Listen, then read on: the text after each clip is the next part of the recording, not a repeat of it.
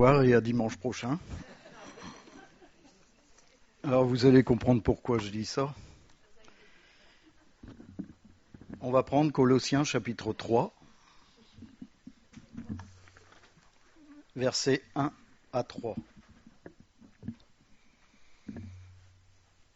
C'est incroyable, hein ? Si donc vous êtes ressuscités avec Christ, cherchez les choses d'en haut, où Christ est assis à la droite de Dieu. Attachez-vous aux choses d'en haut, et non à celles qui sont sur la terre. Car vous êtes morts et votre vie est cachée avec Christ en Dieu. Quand Christ, votre vie, paraîtra, alors vous paraîtrez aussi avec lui dans la gloire. C'est exactement ce que Emmanuel vient de lire. Alors, il y a quelque chose qui m'a énormément frappé dans ce verset, c'est que votre vie est cachée avec Christ en Dieu. C'est magnifique. Quand on connaît le contexte, parce qu'il faut bien connaître le contexte de ce verset, en fin de compte, c'est pas Paul qui a fondé l'église de Colosse, c'est Epaphras. Et Paul, en fin de compte, il avait appris qu'il y avait des choses qui étaient dites dans cette assemblée par des faux enseignants, on dirait que c'était la mode en ce temps-là, qui en fin de compte enseignaient que Christ avait été créé et qui était inférieur à Dieu, et qu'en fin de compte, la loi juive était plus importante que ce que Christ disait. Et bien sûr, de là est né l'épître de Colosse aux Colossiens. Alors si on reprend par exemple le chapitre 1, versets 15 à 16, c'est ce qu'a lu Emmanuel, il leur dit exactement qui est Christ. Le Fils est l'image du Dieu invisible, le premier-né de toute la création. Car en lui ont été créées toutes les choses qui sont dans les cieux et sur la terre, les visibles et invisibles, trônes, dignités, domination, autorité. Tout a été créé par lui et pour lui. Là, il remet bien en place l'identité de Christ. Christ vient d'en haut. Tout ce qui est ici sur terre a été créé par lui et pour lui. Là, il replace vraiment Christ à sa place. Alors, il exhorte les chrétiens de Colosse à demeurer en Christ, bien sûr, et surtout de ne pas s'attacher aux philosophies qui sont mises en place, à toutes ces choses qui en fin de compte, ternissent la parole de Dieu, ternissent la vérité. Et bien sûr, les chrétiens sont associés à Christ. Vous voyez, ils ne sont pas mis à part, non, ils sont associés comme faisant partie de Christ. Et bien sûr, de ce fait-là, étant associés à Christ, ils n'ont plus à se soumettre aux lois, que ce soit des lois humaines ou des lois fondamentales, puisqu'ils dépendent de Christ. Et Christ est venu abolir la loi. C'est-à-dire qu'il était loi lui-même.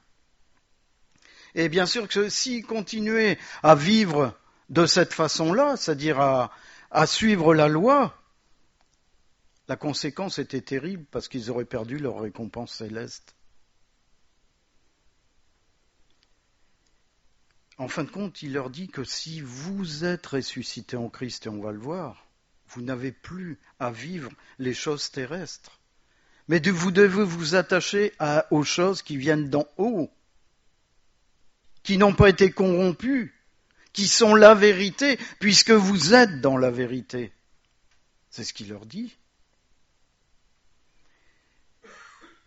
Et ils doivent abandonner leur nature humaine, leur nature pécheresse. Et ils doivent revêtir la vertu et les vertus de Christ.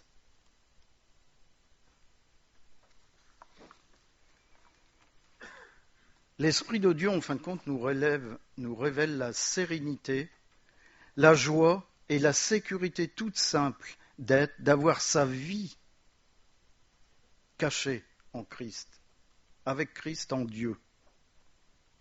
Il faut déjà comprendre une chose, c'est que la sagesse habite avec Christ. Ça veut dire que tout ce que les chrétiens vont faire et tout ce qu'on va faire va être logique. C'est pas parce qu'on va à l'envers du monde qu'on est fou. Puisqu'on suit la vérité. Christ est la vérité. Alors de ce fait, on doit marcher en lui et s'enraciner en lui. Et si on regarde au chapitre 2 de Colossiens,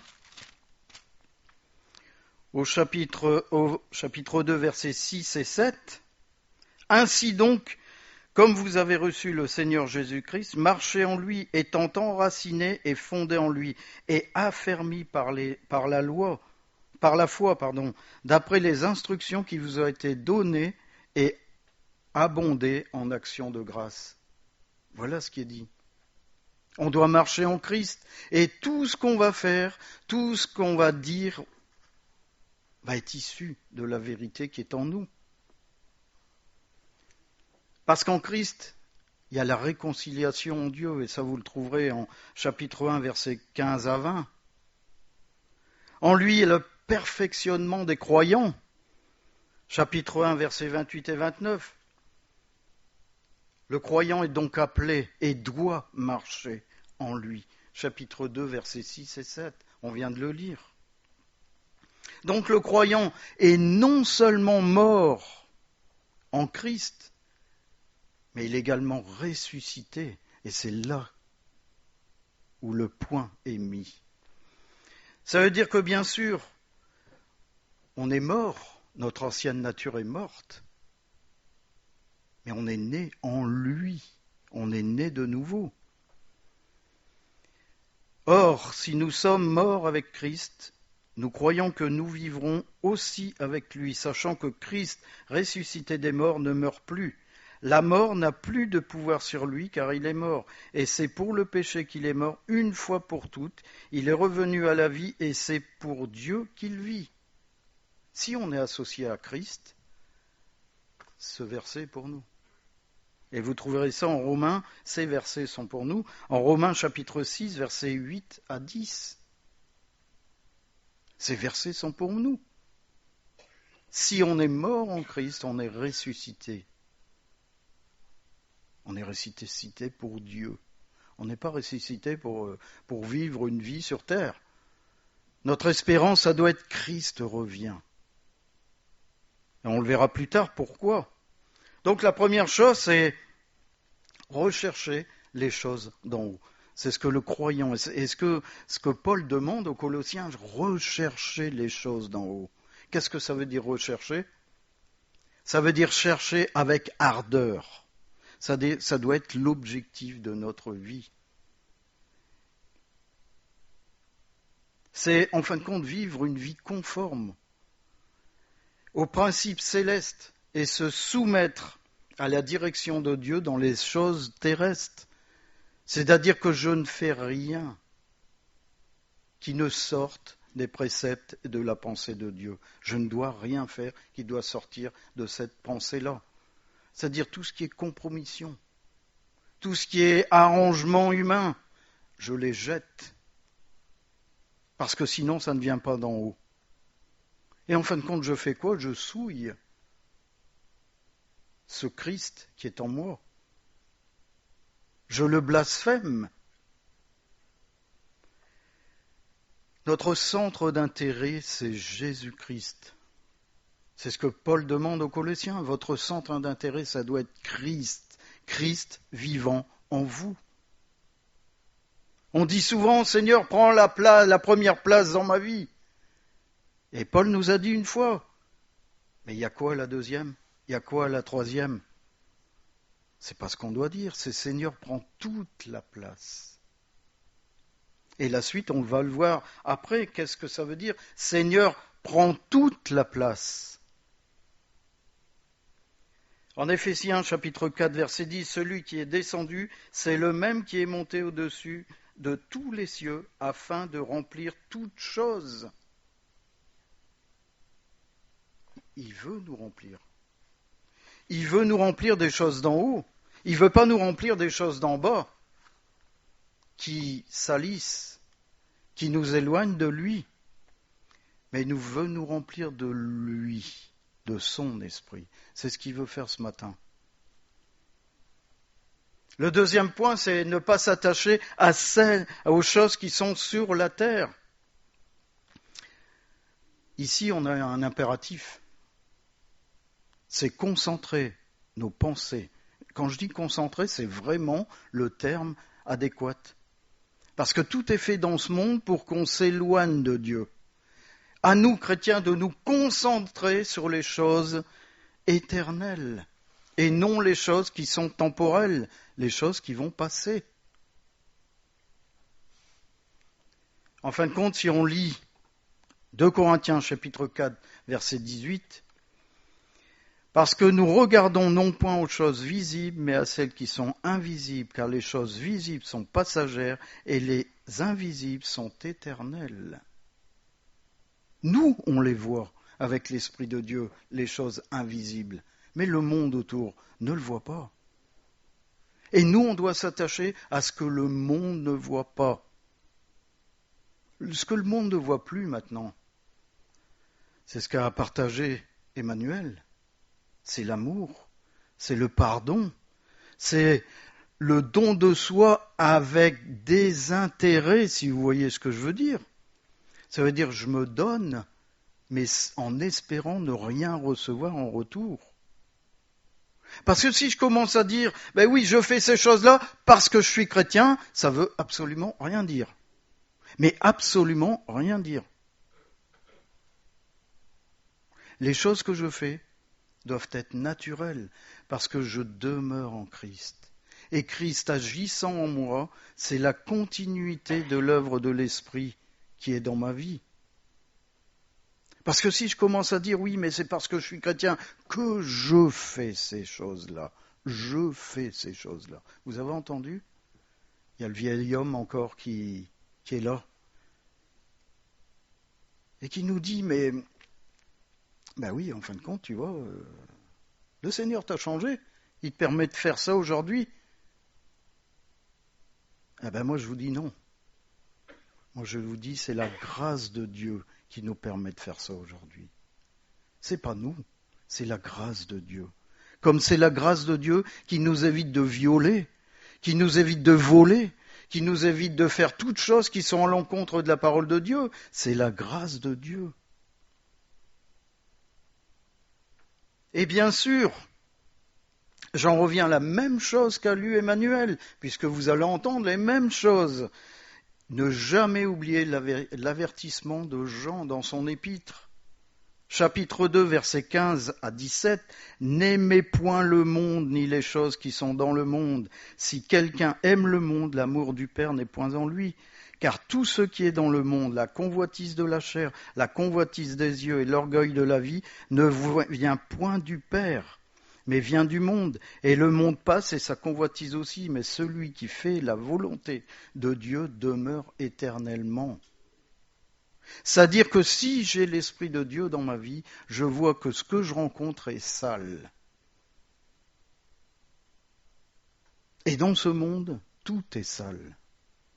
Il n'y a rien de bien. Tout est calculé, tout est préparé d'avance. Et le piège pour nous chrétiens, c'est de tomber dans ces choses. C'est très facile de tomber dans ces choses. D'autant plus si on n'a pas fait mourir ce vieil homme qui est encore en nous. Et ça, c'est quelque chose d'impératif. C'est quelque chose où peut-être aujourd'hui, on doit se dire, mais en fin de compte, je ne suis pas allé assez loin dans les choses de Dieu. Parce que si je vais plus loin dans les choses de Dieu, je fais mourir automatiquement ce vieil homme. En Éphésiens chapitre 4, versets 21-24, « Mais vous, on parle de nous là, hein, mais vous, ce n'est pas ainsi que vous avez appris Christ, si du moins vous l'avez entendu. » Il faut quand même être gonflé pour dire ça, hein. Si du moins vous l'avez entendu. Et si conformément à la vérité, conformément à Jésus-Christ, qui est en Jésus, c'est en lui que vous avez été instruits à vous dépouiller, eu égard à votre vie passée, du vieil homme qui se corrompt par les convoitises trompeuses, à être renouvelés dans l'esprit de votre intelligence et à revêtir l'homme nouveau, créé selon Dieu, dans une justice et une sainteté que produit Jésus. Dans la parole, c'est marqué la vérité, mais que produit Jésus. Ça sous-entend effectivement que si je déclare aujourd'hui que je suis mort et ressuscité en Christ, je produis la justice et la sainteté. Il faut faire très attention à ces versets-là. Extrêmement attention. Parce que si on a une vie qui est complètement l'opposé de ça, je blasphème Jésus-Christ. Et je le crucifie une seconde fois. En Christ, on n'est plus ignorant. Nos pensées ne sont plus vaines. Notre compréhension n'est absolument plus obscurcie. Pourquoi ? On vient de le lire. Parce qu'on a été instruit à être renouvelé dans l'esprit de notre intelligence. C'est-à-dire qu'on a reçu un esprit nouveau, plus l'esprit du monde, qui nous faisait faire n'importe quoi, mais on a reçu l'esprit de Jésus-Christ. Notre intelligence est renouvelée. On comprend les choses d'en haut maintenant. On les reçoit et on agit en tant que tel. Dans Romains chapitre 6, on lit « Car il est mort, et c'est pour le péché qu'il est mort une fois pour toutes. Il est revenu à la vie et c'est pour Dieu qu'il vit. Ainsi vous-même, regardez-vous comme mort au péché et comme vivant par Dieu en Jésus-Christ. Que le péché ne règne donc point dans votre corps mortel, et n'obéissez pas à ses convoitises, ne livrez pas vos membres au péché comme des instruments d'iniquité, mais donnez-vous vous-même à Dieu, comme étant vivants de mort que vous étiez, et offrez à Dieu vos membres comme des instruments de justice. C'est la même chose qu'a dit Emmanuel. Et on ne s'est absolument pas concerté. Alors il y a un avertissement ce matin. Il y a un sérieux avertissement. Notre vie ce matin, est-ce que c'est une vie remplie des choses d'en haut ? Ou est-ce que c'est une vie remplie des choses d'en bas ?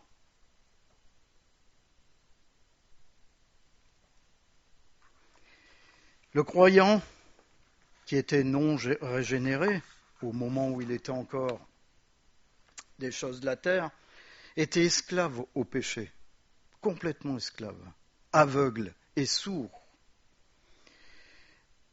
Mais en Christ, si ce matin on dit qu'on est en Christ, notre vieil homme a été crucifié. Ce que nous étions a été crucifié. Et c'est là le fondement de la délivrance de l'esclavage du péché. C'est notre vie en Christ qui nous libère du péché. Notre vie en Christ. Et celui qui est mort en Christ est libre au péché. C'est-à-dire, comme dit le premier épître de Jean, on ne pratique plus le péché. Et ça, je l'ai déjà expliqué lorsqu'on fait les études du mardi soir, du premier épître de Jean. Il y a une différence entre pratiquer et péché. Pratiquer, quand on pratique le péché, c'est-à-dire qu'on est habitué à un péché, rien ne nous dérange, tout va très bien. Oh, mais peut-être qu'un jour le Seigneur va y toucher. Voilà, puis on continue. C'est ça, pratiquer le péché. Chuter, ça veut dire qu'à un moment donné, c'est comme le gamin qui marche, il tombe. C'est ça, chuter. Alors, comme j'aime bien dire à cette église, c'est que, est-ce que vous pensez que le Seigneur va arriver, va vous mettre un coup de pied, mais monstrueux? Le Seigneur va arriver, il va dire, tiens, il nous relève. Il nous dit, j'ai vu ton péché. Va plus loin maintenant. Et on continue à marcher.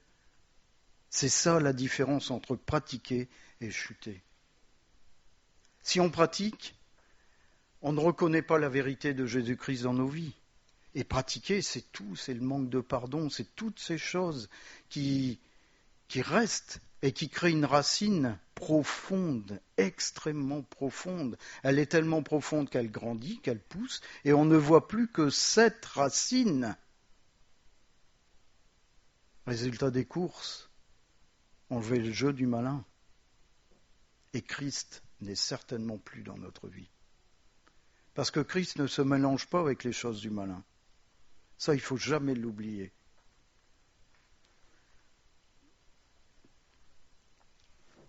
Donc, pour résumer cette première partie, le croyant doit se dépouiller de sa vie passée, du vieil homme qui est encore en lui, qui, en fin de compte, qui corrompt sa vie, par des choses trompeuses, par des pensées vaines, des discours inintéressants, blessants, tuants, parce qu'on peut tuer quelqu'un avec des mots.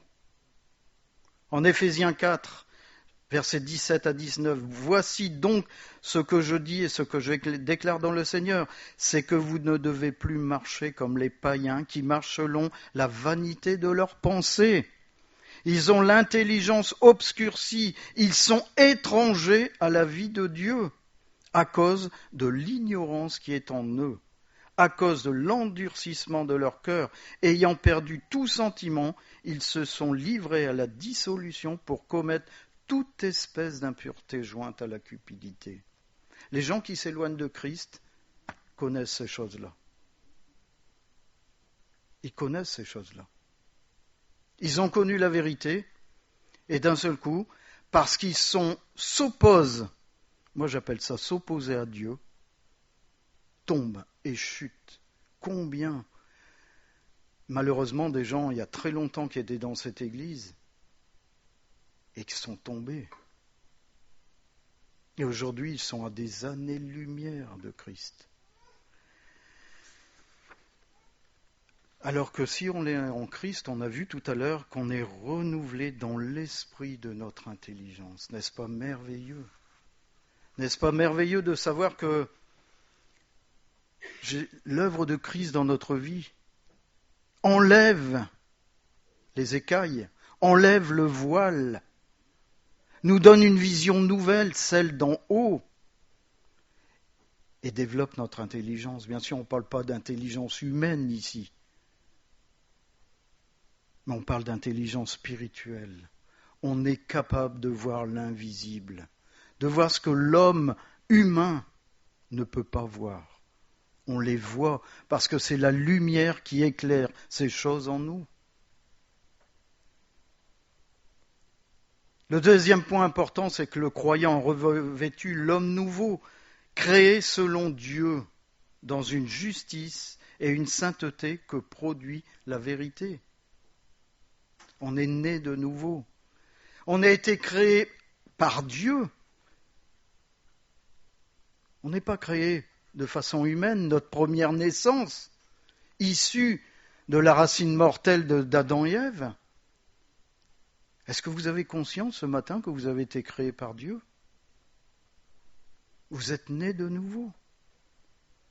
C'est-à-dire que on est né selon la pensée de Dieu pour marcher dans une vie de sainteté, selon la vérité. Quand on dit la vérité, on remplace la vérité par Jésus-Christ, celui qu'on déclare comme Sauveur et Seigneur dans notre vie.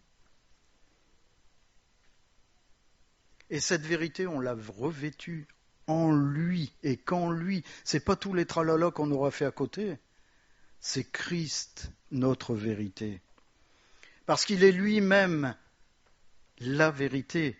Ainsi, on est appelé chacun à l'unité de la foi et de la connaissance du Fils de Dieu, à l'état d'homme fait, à la mesure de la stature parfaite de Christ, afin que nous ne soyons plus des enfants flottants et emportés à tout vent de doctrine, par la tromperie des hommes, par leur ruse dans les moyens de séduction. Éphésiens chapitre 4, versets 13 et 14. On a été fait à la mesure de la stature parfaite de Christ. Est-ce qu'on a conscience de ça ? Est-ce qu'on a conscience qu'étant né de nouveau, on a été créé à l'image de Christ ? Est-ce que ça se voit dans nos vies ? Est-ce que notre vie témoigne de ça? C'est important de vraiment considérer ces choses. Et c'est pour ça qu'on a été renouvelé dans l'esprit de notre intelligence.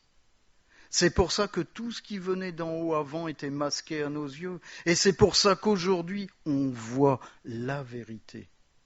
On voit Christ. Et on devrait être triste, malheureux de s'éloigner de cette vérité. On devrait pleurer, on devrait être à genoux.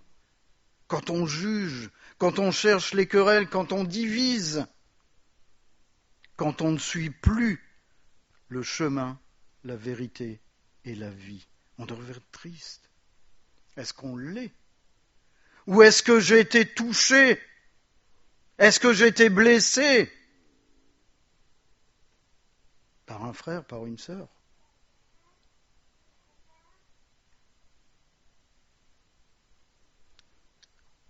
En bref, est-ce que le vieil homme est encore présent dans nos vies ce matin?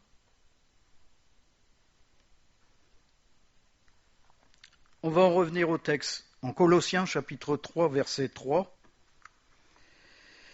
Car vous êtes morts et votre vie est cachée avec Christ en Dieu. Je trouve ce verset magnifique. Votre vie est cachée. C'est-à-dire que le monde ne nous voit pas comme étant en Christ. Et merci. En Colossiens chapitre 2 verset 11, il est dit « Et c'est en lui que vous avez été circoncis d'une circoncision que la main n'a pas faite, mais de la circoncision de Christ qui consiste dans le dépouillement du corps de la chair. » On a abandonné notre ancienne vie, on a abandonné notre ancienne nature, on est mort au péché. Ben oui, si on a revêtu Christ, on est mort au péché, puisque Christ a fait mourir le péché. C'est ainsi que notre vie est cachée avec Christ en Dieu. C'est comme ça. C'est comme ça parce que Christ est en nous. Et le terme caché fait en fin de compte allusion à la dissimulation, à la sauvegarde. C'est magnifique que notre vie est sauvegardée. Elle est mise en sécurité avec Jésus-Christ. Est-ce que ce n'est pas fantastique de considérer ces choses? Que notre vie est mise en sauvegarde. C'est-à-dire qu'elle ne va pas connaître la colère de Dieu. En fin de compte, Christ est devenu maintenant notre vie. Il n'y a que lui dans notre vie. Même moi, notre moi, n'existe plus. On n'est plus touché par les paroles blessantes, parce qu'on aime. Aimez-vous les uns les autres. On a l'impression que c'est quelque chose d'immense, de totalement impossible à faire. Aimer au-delà de tout entendement humain. L'homme est incapable de le faire. La nature de Jésus-Christ en nous est capable de le faire. Parce qu'on a revêtu Christ. Jésus a dit qu'il allait où le monde ne le verra plus, en Jean chapitre 14, 19. Là, il s'adresse au monde, à ceux qui ont refusé de le croire. Là, je vais à un endroit où ceux du monde ne me verront plus. Ça sous-entend que nous, qui sommes en lui, on le voit. Et comment on peut le voir? Mais par son esprit qui habite en nous. Le Seigneur nous met des évidences devant nos yeux. Il nous met des évidences, des choses que personne ne peut contester. Il nous arrive des épreuves, mais je ne comprends pas. Puis des semaines, des mois après, on se dit, mais voilà pourquoi. Parce qu'on a lâché quelque chose. On a mis sa vie en conformité. Et il fallait passer par ce désert. Et ça fait partie des évidences que le Seigneur met devant nos yeux. Mais s'il met ces choses-là, c'est qu'il nous aime. Et peut-être qu'à force de dire, vous savez, s'affronter avec Dieu, de refuser toutes ces choses dont on a parlé, le pardon, l'amour, provoquer des querelles, provoquer des divisions. On s'oppose à Dieu. À un moment donné, il y aura les conséquences. Et les conséquences sont bien plus terribles qu'on imagine. Bien plus terribles.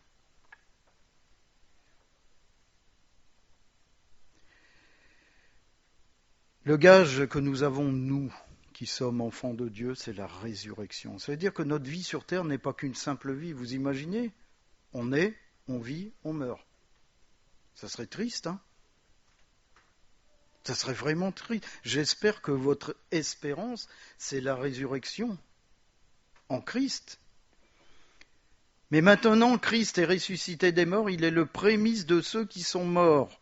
Car puisque la mort est venue par un homme, c'est aussi par un homme qu'est venue la résurrection des morts. C'est en Jésus-Christ qu'a lieu la résurrection des morts. En 1 Corinthiens chapitre 15, versets 20 et 21. Donc ceux qui sont en Christ vont ressusciter. Ah ben ma vie, ça ne se cantonne pas qu'à je nais, je vis, je meurs. Ah, c'est formidable.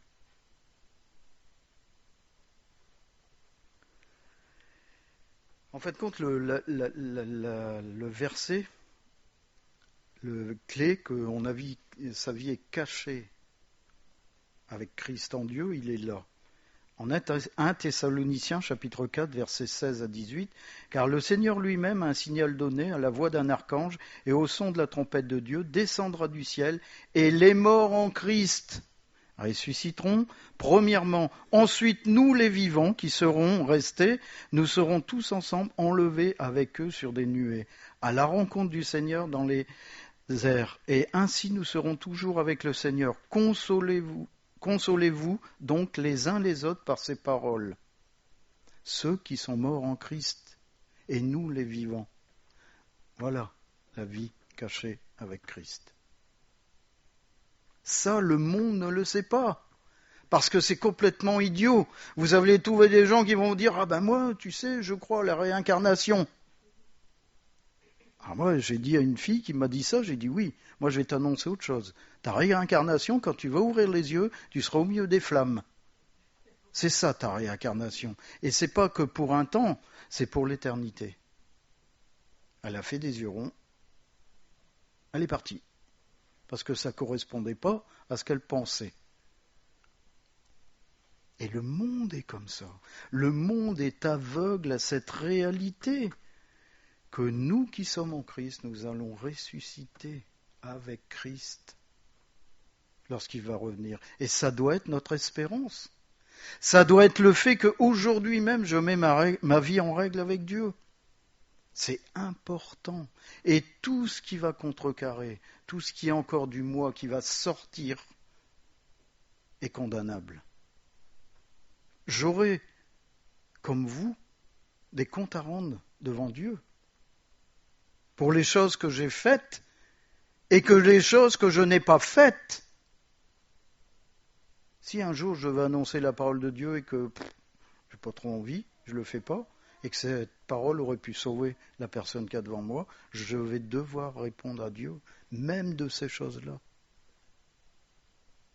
Le comportement que j'ai même au sein de l'Assemblée, parce que les gens souvent présentent une belle image devant l'Assemblée, puis quand vous les voyez au dehors, c'est le jour et la nuit. Mais même ces comportements qu'on a dans l'Assemblée peuvent être condamnables. Vous dites un mot. Tout ce qu'on dit doit être pesé devant la parole de Dieu. On peut tuer quelqu'un. Est-ce qu'on a conscience qu'on peut tuer quelqu'un ? Ça va au-delà de la blessure. C'est tuer quelqu'un.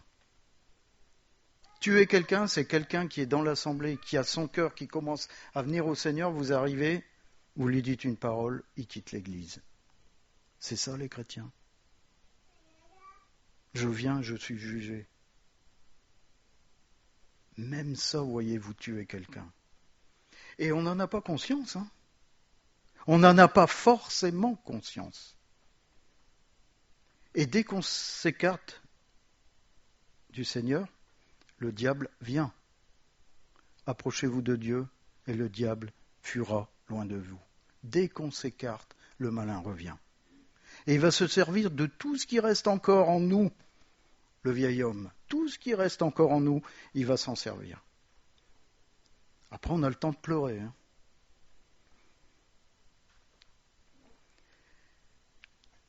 Donc les croyants vont paraître avec lui. Et nos corps corruptibles vont devenir incorruptibles. Vous imaginez ? Hier, on a eu une discussion avec Arlette, elle se posait la question, est-ce que je vais tout voir ? Est-ce que je vais voir ma fille ? Est-ce que je vais voir ma mère ? Je ne lui ai pas répondu parce que c'était la réponse. Oui, on va se voir. Mais glorifié en Christ. C'est ça notre vie cachée aujourd'hui. Cette gloire n'est pas visible sur terre, mais elle sera visible quand Christ va revenir. Notre corps sera glorifié, comme lui a été glorifié. En 1 Jean chapitre 3 verset 2, Bien-aimés, nous sommes maintenant enfants de Dieu, et ce que nous serons n'a pas encore été manifesté. Mais nous savons que lorsqu'il sera manifesté, nous serons semblables à lui, parce que nous le verrons tel qu'il est. Nous serons semblables à lui, comme lui. Est-ce que vous avez percuté qu'un jour on va être semblable à Jésus-Christ ? Saint, glorifié comme lui. C'est fantastique. En Colossiens chapitre 1 verset 27, à qui Dieu a voulu faire connaître quelle est la glorieuse richesse de ce mystère parmi les païens, savoir Christ en vous, l'espérance de la gloire. Christ en nous, ça veut dire qu'on sait que notre corps va être glorifié.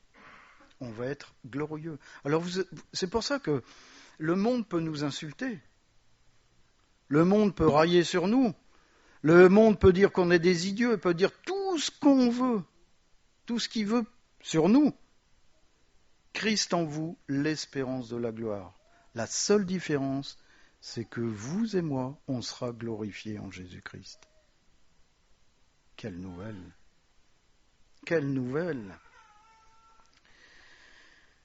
Une réalité aujourd'hui dans nos vies, c'est que hier nous étions sans espérance et sans Dieu. Éphésiens chapitre 2 verset 12. On était sans espérance.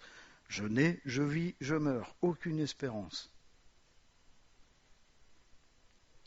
On a reçu en lui une espérance glorieuse qui est Christ en nous.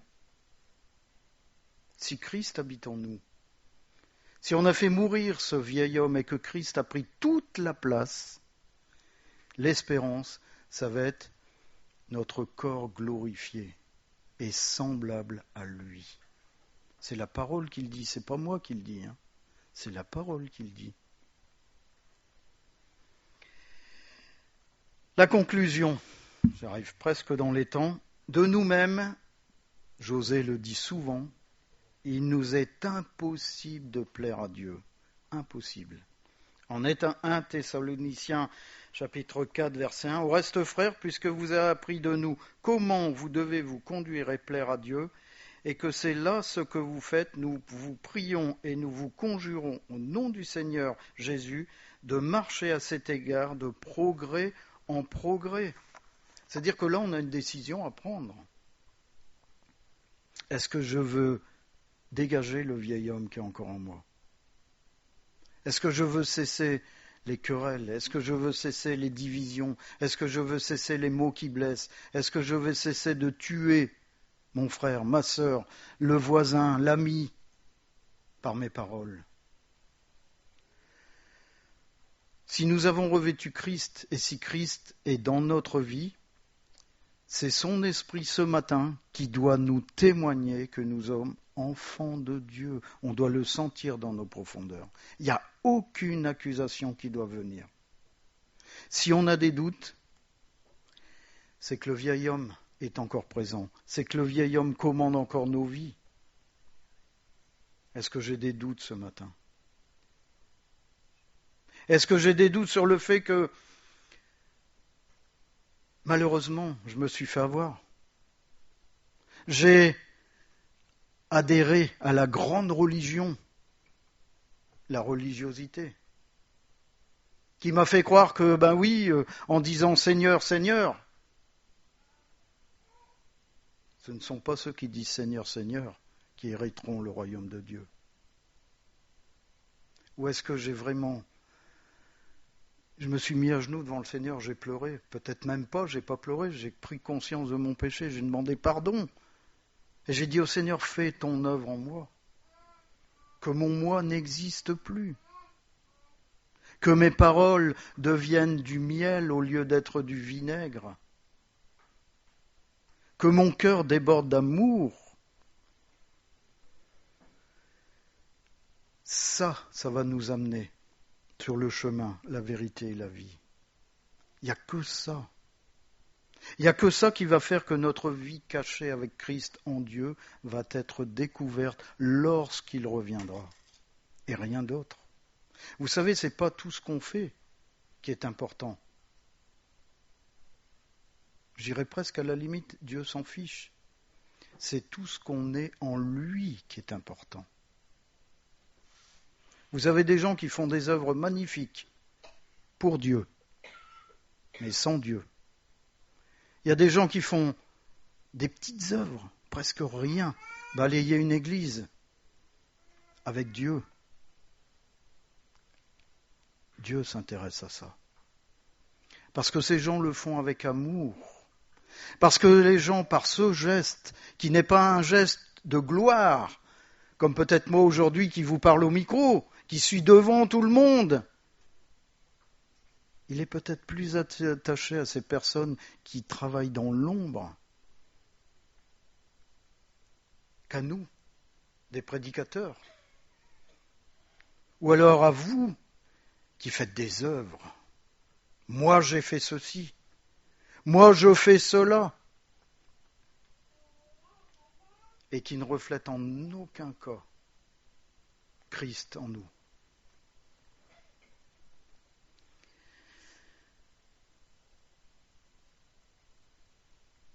Peut-être que ce matin on voit comme impossible la montagne qui est devant nous. Peut-être qu'on se dit mais c'est pas possible ce que Pascal nous dit ce matin. Moi-même je suis incapable. Et puis peut-être qu'à force d'écouter la vérité qui vient taper à notre oreille, on avance, on laisse tomber des choses. Vous savez, c'est comme l'armure de David qui a laissé tomber, puis on s'aperçoit qu'effectivement on commence à monter. Et quand on arrive là-haut, on s'aperçoit que le plateau est immense. On s'aperçoit qu'il n'y a rien qui manque pour vivre et s'épanouir sur cette montagne. Parce qu'en 2 Samuel, chapitre 22, verset 37, il est dit, le Seigneur élargit le chemin sous nos pas. Il élargit le chemin sous nos pas. Quand on voit réellement Jésus agir dans nos vies, on ne doit pas douter. On ne doit pas douter. Que votre cœur ne se trouble point. Croyez en Dieu et croyez en moi, Jésus a dit. Jean 14, verset 1. Il faut jamais avoir l'esprit troublé parce que Jésus agit. Peut-être qu'il n'agit pas de la façon qu'on croit être bonne, qui va nous emmener complètement, mais par des choses où on se dit mais c'est pas possible, c'est pas Dieu qui fait ça. Mais lui, il sait où on va aller. Il sait où on va se retrouver. Et il faut bien vous dire que chaque fois que vous avez une relation personnelle avec lui, il est là et il vous écoute. Il sait ce qui est bon pour vous. Et il vous donne en fin de compte sa paix. Sa paix de savoir que oui, aujourd'hui, tu es en moi, comme moi je suis en toi. Je vous laisse la paix, je vous donne ma paix, Jean 14, 27. Et cette paix, c'est la paix dont je vous parlais tout à l'heure, le fait de n'avoir aucun doute sur notre future vie glorifiée en lui. Si je n'ai aucun doute sur ma vie glorifiée en lui, c'est que ma vie est cachée en Christ, avec Christ en Dieu. C'est la réalité. On va prier.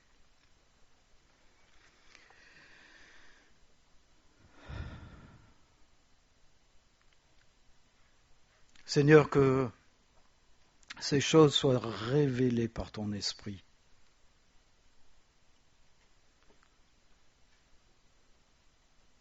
Seigneur, qu'elles ne soient pas des paroles d'hommes,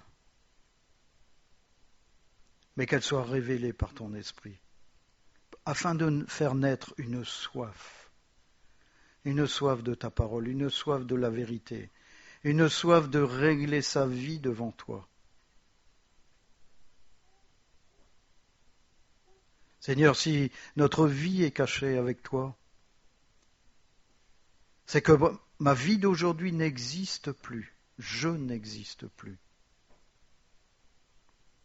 parce que c'est toi qui l'as remplacé, c'est toi qui vis en moi. Seigneur, que la puissance de ta parole puisse pénétrer nos os, séparer, Seigneur, ce qui est bon en nous de ce qui n'est pas bon, Seigneur, et jeter dehors, afin d'être brûlé, tout ce qui ne t'appartient pas, Seigneur. Seigneur, que ton esprit ce matin fait naître de nouveau ceux qui ont cette soif. Que ceux qui ont cette soif puissent connaître la plénitude de ton esprit. Seigneur, nous avons besoin de voir des miracles dans les vies autour de nous. Mais des miracles qui ont été opérés par ta parole et pas sur des choses naturelles qui dureront peut-être quelques semaines. Alors que si c'est toi qui changes la nature, c'est à l'éternité. Seigneur, fais ton miracle. Dans le nom de Jésus. Amen.